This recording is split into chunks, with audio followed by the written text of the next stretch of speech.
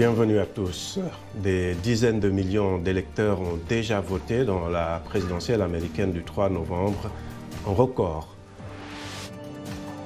Mais cela n'empêche pas les candidats Donald Trump et Joe Biden de mettre les bouchées doubles lors des derniers jours de cette campagne, même si les sondages semblent indiquer que peu d'Américains sont encore indécis.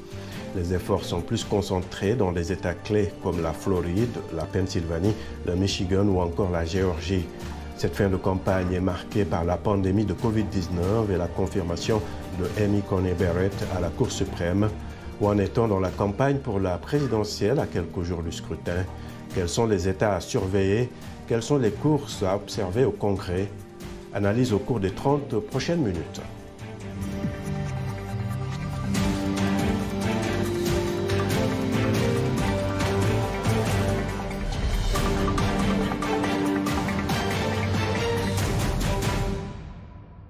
À quelques jours de la présidentielle du 3 novembre, le Sénat américain a voté pour confirmer la nomination de la juge Amy Coney Barrett à la Cour suprême après avoir été choisie par le président Donald Trump. Le point avec Catherine Gibson, correspondante de la VOA au Congrès, et c'est un récit de Jacques Aristide.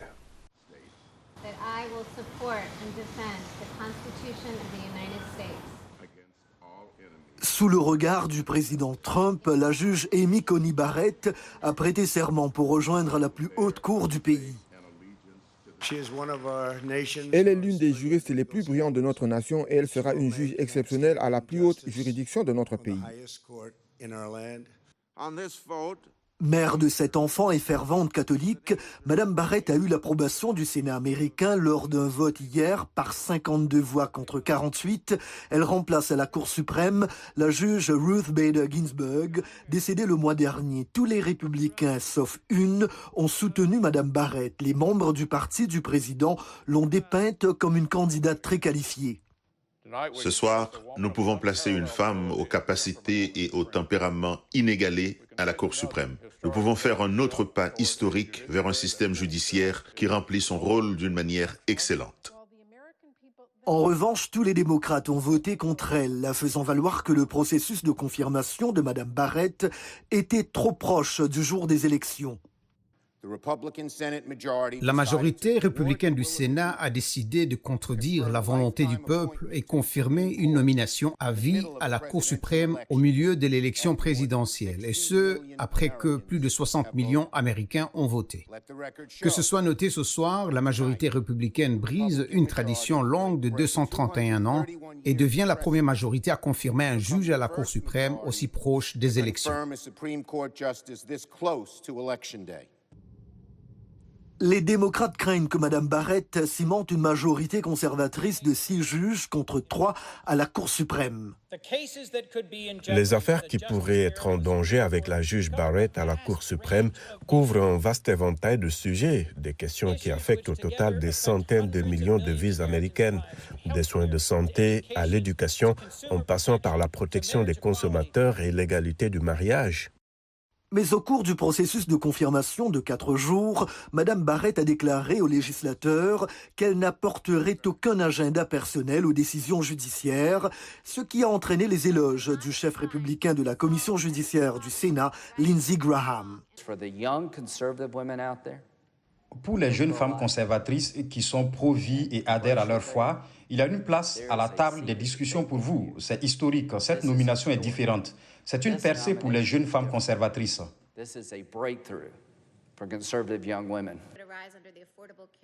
La juge Barrett va siéger presque immédiatement lors des audiences à venir, concernant notamment une contestation de la loi sur les soins de santé de l'administration Obama qui offre une assurance maladie à des millions d'Américains, de même que d'éventuels recours liés au nombre record de bulletins de vote par correspondance. Merci beaucoup. Et pour le débat, nous avons 3 invités. Ici à Washington, nous avons l'analyste politique René Lake. Toujours dans la capitale américaine, Claude Porcella, ancien chef du service francophone de La Voix de l'Amérique. Et à Bakersfield, en Californie, l'avocat Denis Beaver. Merci à vous, cher monsieur, d'être avec nous. Je démarre avec vous, Claude.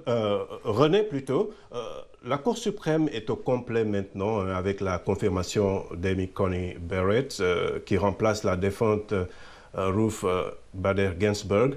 Sa confirmation aura-t-elle un impact sur les derniers jours de la campagne et même sur le scrutin? Écoutez, on se posait la question il y a un mois, avant, quand elle avait été nominée par le président Trump. Et apparemment, si on voit ce qui s'est passé, si on suit l'actualité ces derniers jours, l'impact est relativement minime, parce qu'en réalité, le résultat final était connu de tout le monde. Les démocrates n'avaient pas les moyens d'empêcher sa confirmation. Ils n'avaient pas, d'un point de vue quantitatif, d'un point de vue du nombre, ils n'en avaient pas les moyens, ni d'un point de vue procédural non plus. Il n'y avait pas de procédure qui pouvait leur permettre sinon d'empêcher sa confirmation, au moins de la différer après l'élection. Donc la cause étant entendue, les choses se sont faites, presque envie de dire, en toute tranquillité. Alors, Claude, avec le nombre record de votes par correspondance cette année, vous vous attendez à ce que la Cour suprême soit aussi déterminante dans l'issue de l'élection qu'en 2000, par exemple? C'est très possible, parce que évidemment, tous les résultats ne seront pas connus probablement mercredi prochain au lendemain de l'élection, dû à l'énorme nombre de votes par courrier. Donc, tous les bulletins n'auront pas été forcément dépouillés dans la nuit du mardi 3 novembre. Donc, ça va prendre un certain temps, ce qui pourrait permettre au président Trump d'annoncer peut-être quelque peu prématurément qu'il a gagné. Donc, il s'ensuivrait toute une longue bataille juridique. N'oubliez pas, chaque candidat s'est armé d'un nombre extrêmement important d'avocats, on les compte par centaines. Il va donc y avoir cette longue bataille juridique qui pourrait donc éventuellement s'achever, se terminer à la Cour suprême. Et c'est là où le rôle d'Amy Barrett, la nouvelle juge à la Cour suprême, pourrait être déterminant. Ça allait être un peu ma question à Denis Beaver. En termes de mobilisation électorale, selon vous, à qui va profiter la confirmation d'Amy Coney Barrett? Les républicains ou les démocrates? Une bonne question. Puisqu'il y a des gens qui pensent que ça a été trop rapide, c'était pas forcément honnête. Les autres qui disent, évidemment, il faut remplacer, il faut avoir notre juge dans notre Cour suprême. Grosso modo, les républicains, si cette élection tombe vraiment dans la boue, et si c'est la Cour suprême qui décide. Et vous pensez qu'on pourrait arriver vers un contentieux électoral qui pourrait se décider à la Cour suprême? C'est une bonne possibilité. Si Biden gagne par une grosse majorité, alors non. Mais s'il y a des questions, s'il y a des voix qu'on ne peut pas compter, ou des questions de je ne sais pas quoi. Si c'est un peu serré, quoi. C'est votre analyse aussi, René? Oui, écoutez, moi je suis avec notre ami Denis Beaver. Si la marge de victoire de Biden est très large, il est possible que même le 3 au soir, on ait les résultats. Parce qu'au fond, si le nombre de votes qui doivent arriver, qui doivent être comptés plus tard par courrier, ne remettent pas en cause les résultats déjà obtenus le 3 au soir, la victoire sera proclamée et je pense qu'elle ne pourra pas être contestée.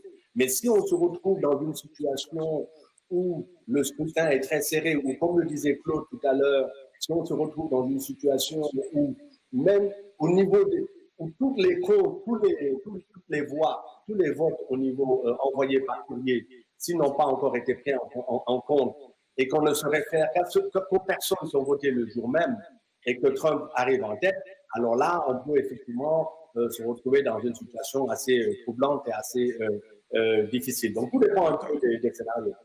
D'accord, je reste avec vous, René, pour parler un peu de ces derniers jours de campagne, justement. Comment est-ce que vous appréciez la stratégie des deux camps?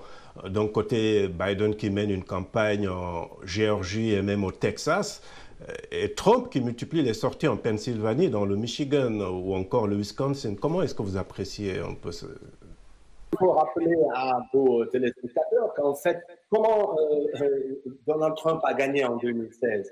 Il a gagné, il y avait ce qu'on appelait le mur bleu, le mur de démocrates, en fait, qui incluait la Pennsylvanie, le Michigan et le Wisconsin. C'était l'ensemble de ce qu'on appelle les États bleus, les États qui soutiennent qui sont démocrates, on peut dire cela pour simplifier.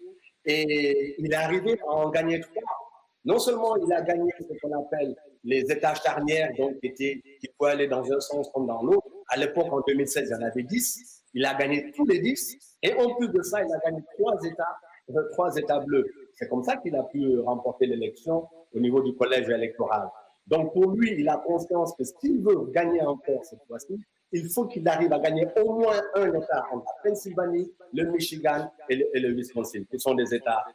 Mais est-ce que Biden ne devrait pas quand même se battre pour ces mêmes États plutôt que d'aller au Texas et en Géorgie? C'est une stratégie viable? C'est une bonne question. C'est la question que beaucoup d'analystes se posent. Il semblerait, il faut croire en tout cas que Biden est assez confiant. Il pense qu'ils vont sécuriser le Michigan, le Wisconsin et la Pennsylvanie et que bon, ils peuvent se permettre d'étendre la carte électorale victorieuse, notamment avec la Géorgie, le Texas. On parle également du Nevada. Donc, et même la Caroline du Nord, pour certains, ils pensent qu'elle est en jeu. Donc, c'est un risque. Mais il semblerait quand même que les derniers jours, Biden va passer beaucoup plus de temps en Pennsylvanie, dans le Wisconsin et dans le Michigan.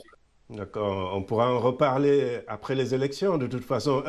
Vous pouvez réagir à cette même question, Claude, mais je veux quand même vous demander, en termes de style de campagne, on a un Trump qui multiplie les rassemblements avec des foules, et Joe Biden qui limite ses sorties à cause du Covid, tout en augmentant ses dépenses publicitaires. Comment est-ce que vous appréciez cela? Oui, tout à fait. Le contraste est frappant. Vous avez Trump qui montre une vitalité absolument extraordinaire, parce que c'est tout de même un homme de 73 ans qui a eu le Covid, qui s'en est remis extrêmement rapidement, et qui a un emploi du temps absolument épuisant. Il visite des tas d'États en une journée. Il réunit des milliers de partisans. C'est impressionnant de voir cette foule qui malheureusement ignore les barrières sanitaires, le masque, la distance. Et vous avez Joe Biden qui s'adresse à 10 pelés et 2 tondus dans un parking. Alors, Biden, lui, a choisi la carte de la prudence, et il faudra voir comment... Ça fait pas forcément bonne télévision, mais... Actuellement, c'est pas la meilleure solution. Alors maintenant, pour ce que disait René, c'est vrai, Biden se sent en confiance. D'accord. Alors, Denis, le camp de Donald Trump accuse Joe Biden de rester dans son sous-sol et de manquer d'énergie. Mais d'un autre côté, les démocrates estiment que Trump fait preuve d'irresponsabilité en organisant de grands rassemblements où les mesures barrières ne sont pas toujours respectées. Quels sont les avantages et les inconvénients dans ces deux choix? Je pense que c'est une question de stratégie. Et comme Claude vient de le dire, Trump, on voit quelqu'un très fort qui a eu le Covid et maintenant il sort à gauche et à droite. C'est un mec compétent, out there comme on dit en américain. Je pense que c'est une question de stratégie, que en dépit de Covid, je suis compétent, je suis un homme compétent, je lutte pour mon pays. Mais est-ce qu'il ne va pas s'aliéner les voix de ceux qui estiment qu'en cette période, il faudrait peut-être respecter les mesures barrières? Même si je suis d'accord que ça fait plus de la bonne télévision aussi. Je pense qu'on a marre. On entend tous les jours Covid, les morts. On ne peut pas sortir, on peut pas aller bouffer au resto. Et j'ai l'impression que c'est une question stratégique, il veut qu'on le voit comme quelqu'un vivant. D'accord, on va voir comment les électeurs vont réagir par rapport à ces deux choix. Nous avons des réactions quand même de téléspectateurs sur notre page Facebook, la page Facebook de VOA Afrique. Alphonse Mbouaki à Kinshasa qui dit parmi les États clés à surveiller, il y a la Floride qui dispose de 29 États électeurs, de 29 grands électeurs, raison pour laquelle Donald Trump a voté par anticipation en Floride. Et Hassan Omar Boulalé à Djibouti, il écrit « Les élections américaines intéressent même l'Afrique, la démocratie américaine est en péril ». Voilà, donc juste ces deux réactions que nous allons dire pour vous. Merci de rester fidèle à VOA Afrique. Washington Forum revient après une courte pause. Le 3 novembre 2020, les Américains vont désigner le 46e président des États-Unis. Donald Trump a accepté l'investiture du Parti républicain pour un second mandat. Face à lui, l'ancien vice-président démocrate Joe Biden. Dans une Amérique minée par une pandémie sans précédent, divisée par la question raciale, lequel des deux tickets aura le dernier mot? Et vous, chers téléspectateurs africains, quels sont vos pronostics, vos attentes? VOA Afrique est au rendez-vous.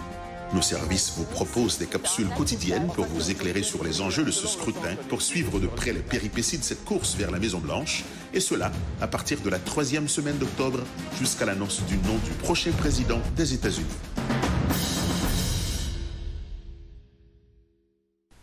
Heureux de vous retrouver pour la seconde partie de Washington Forum. Le monde a le regard tourné vers les États-Unis qui se préparent pour une élection présidentielle cruciale le 3 novembre en Afrique du Sud, pays considéré comme la démocratie la plus mature du continent africain. Les citoyens observent les élections américaines avec intérêt, notamment grâce à des journalistes chevronnés qui tentent d'expliquer les particularités et les évolutions de cette présidentielle historique. De Johannesburg, la correspondance de Anita Powell avec un récit de Dilidico. Cela fait 12 ans que le journaliste sud-africain Sherwin Bryce Pease s'attelle à l'intéressante tâche d'expliquer de la mégapole new-yorkaise l'Amérique et la politique américaine aux téléspectateurs sud-africains. La pandémie et l'élection présidentielle ont fait que même pour des journalistes américains, il est devenu difficile de relayer l'information. Bryce Pease explique que la difficulté est universelle. Le déficit de vérité que nous avons connu avec cette Maison-Blanche, par exemple, au niveau de l'équipe médicale du président après son diagnostic du Covid-19, fait que vous n'obtenez pas nécessairement le factuel de cette Maison-Blanche. Nous devons donc toujours, en quelque sorte, regarder les choses à travers un prisme. Qu'a dit le président? Est-ce réellement vrai? Cela complique la vie des journalistes ici. Bryce Pease consacre sa couverture électorale sur la course à la Maison-Blanche et sur les relations entre les États-Unis et l'Afrique. Il pense que son public préfère le candidat démocrate Joe Biden dans cette élection, en grande partie à cause du lien de Biden avec l'ancien président Barack Obama et du choix de Kamala Harris comme colistière. Le journaliste sud-africain pense également que les commentaires péjoratifs sur l'Afrique attribués au président Donald Trump l'ont rendu impopulaire sur le continent. À Johannesburg, Brooke Spector, diplomate américain à la retraite devenu écrivain, tente également d'expliquer la politique américaine au public sud-africain dans le journal Daily Maverick. Il y a environ un mois, j'ai écrit une chronique qui exhortait les groupes de surveillance internationaux à observer les élections américaines afin qu'elles restent honnêtes, libres et équitables. Il ne s'agit pas là d'une opinion isolée, car l'Union africaine a suggéré une mission d'observation électorale aux États-Unis. Mais cette idée ne semble pas s'être concrétisée. Cependant, de petites équipes d'États africains prévoient leur propre mission d'observation. Selon l'analyste Lise Lou Vaudran, la présidentielle américaine pourrait influencer le comportement futur des nations africaines. Au-delà d'un changement de mentalité, il y a un changement de paradigme, dans le sens où les pays et les gouvernements africains se sentent toujours, vous savez, désavantagés surtout de la gouvernance à la réponse au nouveau coronavirus. Ce que nous avons constaté ces 6 derniers mois, c'est qu'en fait, même les pays développés se sont retrouvés en difficulté. Leur modèle de gouvernance sont également menacés. Bryce Pease explique que c'est un moment important pour couvrir l'actualité américaine. C'est un moment inhabituel pour les États-Unis et je pense que nous devons reconnaître cela. Le fait que le processus électoral de ce pays modèle soit remis en question fait réfléchir beaucoup de gens. Donc, je ne sais pas comment l'Amérique sera transformée à l'issue de ces élections. La question est de savoir quel genre de leadership il y aura après le 3 novembre. Je pense que ce sera déterminant pour la suite. Quelle que soit la direction que prendront les États-Unis à la suite des élections, les observateurs africains, tout comme Sherwin Bryce Pease, continueront à regarder l'Amérique avec intérêt. Merci beaucoup, Dili. Et je rappelle nos invités pour ce Washington Forum. À Washington, nous avons René Lec, qui est analyste politique, toujours dans la capitale américaine, Claude Porcella, ancien chef du service francophone de la Voix de l'Amérique, et à Bakersfield, en Californie, Denis Beaver. Il est avocat. Merci, monsieur, encore une fois. Alors, René, les négociations difficiles qu'on a vues pour un plan de relance économique montrent que le pays est plus polarisé que jamais. Vous pensez que cela va influer sur les courses au Sénat et à la Chambre, et même sur les élections de façon générale? Oui, il y a des chances, d'après certaines analyses, certaines interprétations de certains sondages. Ça semble avoir une influence dans les États où on ne pouvait même pas s'y attendre. On a parlé de la Géorgie tout à l'heure, la Caroline du Sud, la Caroline du Nord, l'Arizona. À un moment même, Kentucky, bon là on en parle moins, j'ai l'impression que les choses se sont stabilisées en faveur du leader républicain du Sénat. Donc j'ai l'impression qu'effectivement, le fait que les républicains ne soient pas arrivés à trouver un accord avec les démocrates alors qu'ils ont la majorité au Sénat pour pouvoir réinjecter un peu plus d'argent, les démocrates demandent à peu près 2 milliards de dollars, les républicains en sont à 1 milliard, quoique la Maison-Blanche avait proposé un compromis autour de 1,7, mais il semblerait que les républicains, la majorité des républicains au Sénat ne soient pas prêts à passer une telle loi. Donc, qui aurait permis, au fond, d'augmenter les revenus des chômeurs, des gens sans emploi qui ont perdu leur emploi à cause du Covid, et également d'injecter un peu plus d'argent au niveau des small business, des petites entreprises, des petites et moyennes entreprises, et pouvoir éviter un écroulement, un effondrement de l'économie.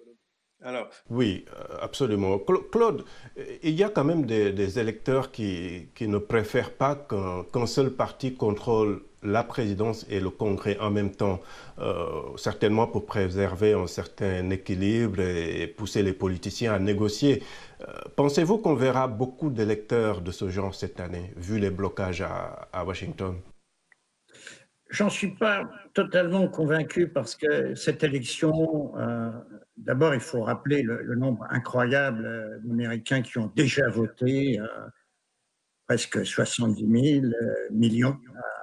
Donc, les gens ont déjà décidé et il semble que, c'est d'ailleurs souvent le cas dans une élection, ce soit un référendum sur les personnalités. Et si c'est un référendum sur la présidence Trump, il a peu de chances de l'emporter. Si d'autres facteurs jouent, alors là... Et vous, Denis, pourquoi est-ce qu'il est difficile aujourd'hui de trouver un consensus? Est-ce que c'est à cause de ces élections, c'est le contexte électoral, ou bien vous pensez que ça risque d'être la nouvelle réalité, la nouvelle donne?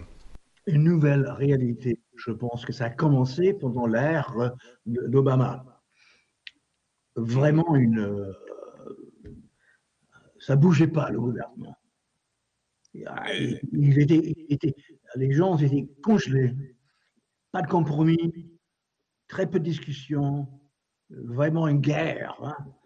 Les partis, vraiment, une sorte de guerre. Et je pense que ça risque de continuer. Mais si les démocrates gagnent partout, alors ça va changer des choses.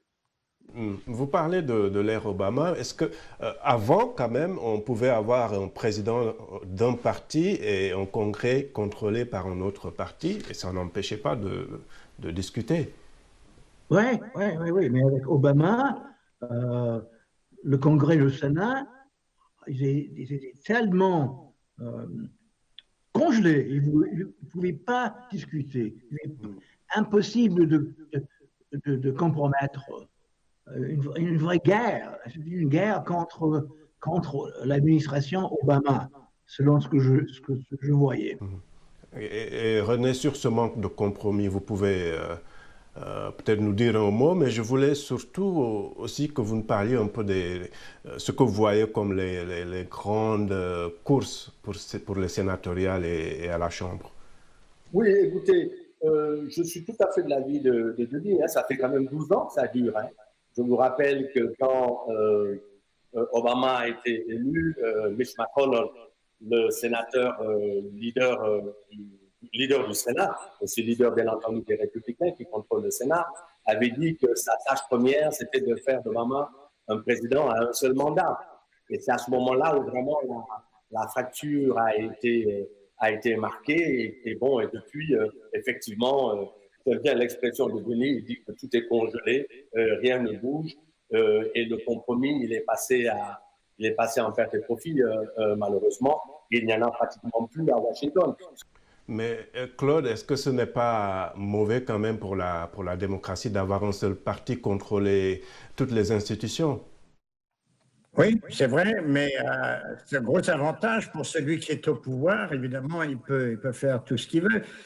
Comme Denis et René l'ont souligné, quand vous avez un parti qui est au pouvoir, prenons le cas actuel, Donald Trump est au pouvoir, mais il a la Chambre qui est à majorité démocrate et le Sénat républicain. Et depuis 4 ans, c'est la paralysie totale, rien n'avance. On avait déjà eu ça sous Obama, quand il y avait cette alternance. Et donc, je ne sais pas quelle est la situation idéale, pour vous dire le vrai. D'une façon générale, les Américains aiment qu'il y ait cet équilibre. Certains pensent que c'est peut-être parce qu'on n'a plus un John McCain ou un Joe Lieberman. C'est votre avis aussi? Je pose la question à tous les trois. Tout à fait d'accord. Même Biden il pouvait travailler avec tout le monde, hein, avec les deux côtés, les deux partis. Mais oui, il nous manque quelqu'un ou des gens qui sont malléables, qui sont capables vraiment de négocier et de travailler pour le bien du pays. Et maintenant, ce n'est pas le cas. René? Et il est intéressant de regarder quel est le message de fin de course des différents candidats. Et bien, justement, comme le soulignait tout de suite Denis, Joe Biden, il termine sa campagne en insistant spécialement sur ce point-là, qu'il va être un président de tous les Américains, qu'il va être le président des républicains, des présidents de gens qui ont voté contre lui, des gens qui ne l'aiment pas, qui n'aiment pas sa politique, mais qu'il va être un président consensuel tel que, bon, on le concevait à l'époque avant l'arrivée d'Obama au pouvoir. Et Claude, Joe Biden reconnaît lui-même, mais il reconnaît quand même que certains lui ont dit que ce n'est pas forcément un message qui vend aujourd'hui. Donc il y a une nouvelle réalité, non? Oui, non, je suis d'accord avec Denis et René. Les Américains souhaitent que, quels que soient les partis qui ont le pouvoir, négocient. Ça, c'est un souhait de tout temps. Et comme vous le disiez, Abdou, il n'y a plus de républicains, ou très peu, qui aient osé s'opposer à la politique de Donald Trump. Et les rares qui l'ont fait, ils sont partis. D'accord.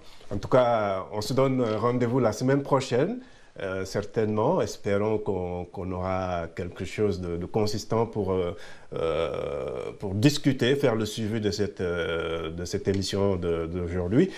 Malheureusement, nous arrivons au terme de ce Washington Forum. Je vous remercie d'être avec nous. Vous pouvez retrouver cette émission sur notre site internet et sur la page Facebook de VOA Afrique. Je remercie les télépartenaires, mais également l'équipe